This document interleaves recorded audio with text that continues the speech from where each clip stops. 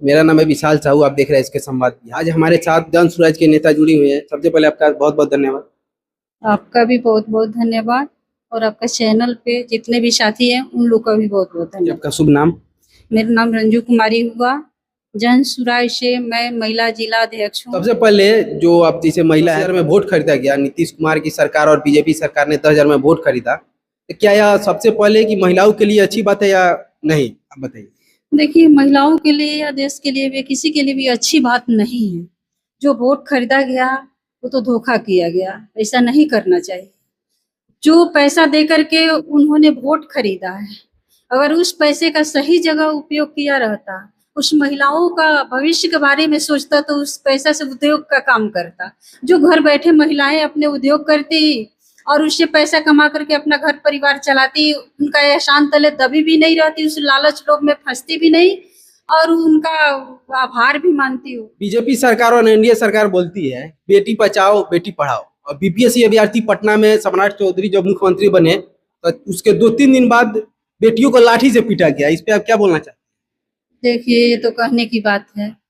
बेटियों को लाठी से पीटा गया। एक तरफ तो बोला जाता है कि बेटी बचाओ बेटी पढ़ाओ, और दूसरे तरफ बेटियों के साथ बहुत सारा अत्याचार होता है। वो लाठी से पीटा गया और घर से बाहर निकाल करके जो एक खुशी, एक उम्मीद, सपना सजा करके बेटियों को भेजा जाता है, उस बेटी को तो शोषण करके, किसी अनहित पीड़ा देख करके और बेमौत मारा हैं? जाता है। बता दूं 2025 में जन स्वराज को 0 सीट दिलाकर बीजेपी और जेडीयू बिहार में सरकार बनाई, और फिर 2026 में बीजेपी ने नीतीश कुमार को हटाकर नीतीश कुमार की बेटी बचाओ बेटी पढ़ाओ योजना को खत्म कर दिया। नीतीश कुमार को कुर्सी छोड़नी पड़ी से बहुत लोग मानते हैं। इस पे आपका क्या राय है?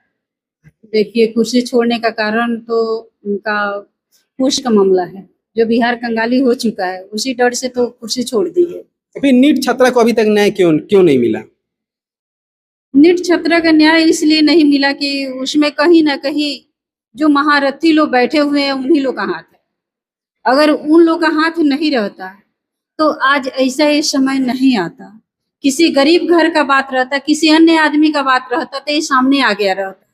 जरूर कोई उन्हीं बीच का है जो सामने आना नहीं चाहता, उसको सामने ये लोग ले आना नहीं चाहते हैं, इसीलिए इसको आज तक छुपा करके रखा गया है, दबा करके रखा गया है। बोला जाता है कि 2005 के बाद नीतीश कुमार ने महिलाओं के लिए, बेटियों के लिए बिहार में बहुत कुछ किया है। क्या बहुत कुछ किए हैं।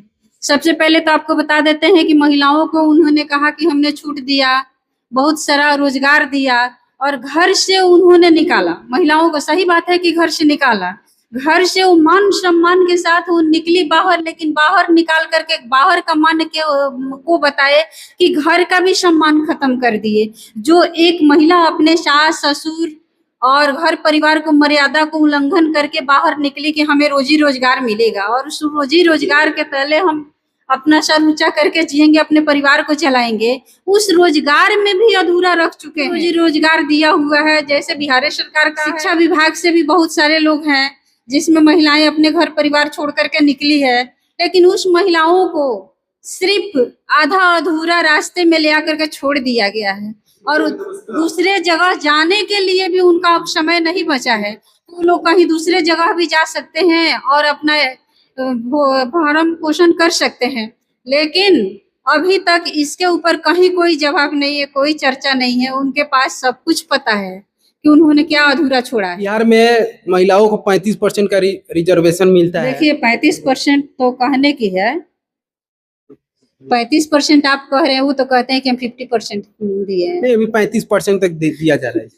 दिया जा रहा है, लेकिन कहने के लिए पेपर में दिया जा रहा है, भाषण में दिया जा रहा है, धरातल पे नहीं दिया जा रहा है। मतलब बिहार में अभी भी महिलाओं को अच्छा जॉब प्रेफर नहीं किया जा रहा है, अच्छा मतलब सुरक्षा नहीं प्रदान की जा रही है। तो मतलब आप जन स्वराज से हैं, तो आप जन स्वराज पार्टी महिलाओं के लिए बिहार में अच्छा क्या करेगी?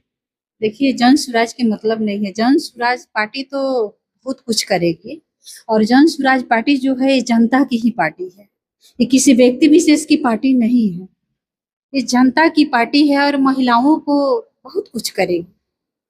जब पहले वाला सरकार कह करके और सत्ता में आ करके सब पावर ले करके कुछ नहीं कर पाया, तो जो अभी है ही नहीं, तो नहीं रह करके भी बहुत कुछ किया।